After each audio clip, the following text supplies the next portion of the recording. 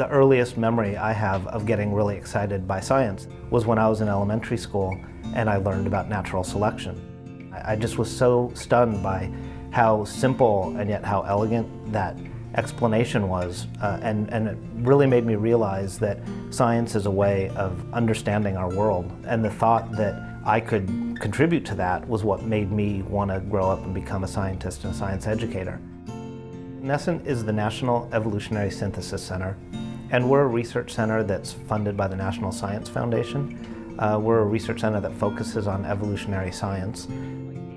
Evolutionary science is not a dead science, it's a living science. The research that is going on here, research on viruses, research on infectious diseases, research on language evolution, all of that kind of research is living evolutionary science.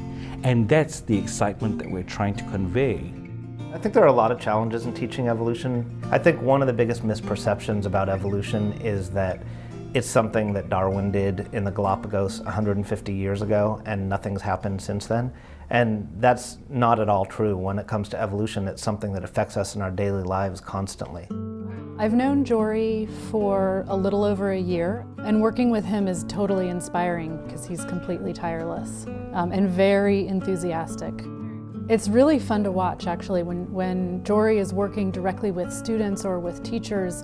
It's like he's in his element. They look different. What looks different about it? That's right. The beaks, that's right. The beaks. He's passionate about education and outreach, and I think that is the key to his success. He sees a great deal of benefit in getting people to understand what it is that we do.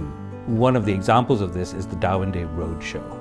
Around the world, people celebrate February 12th as Darwin Day, and we decided that what we wanted to do to celebrate Darwin Day was to essentially bring evolution to the areas of the U.S. where it doesn't often get discussed. The basic idea is that we send small teams of scientists from NESCent on the road to visit schools and talk to students about evolution and about Charles Darwin and why he's so important and why we celebrate his birthday, and also just to talk to students about careers in science. I feel really fortunate because I absolutely love my job.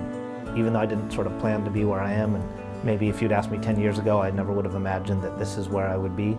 I feel like this is exactly where I want to be, and I couldn't imagine a better job and better career path for me.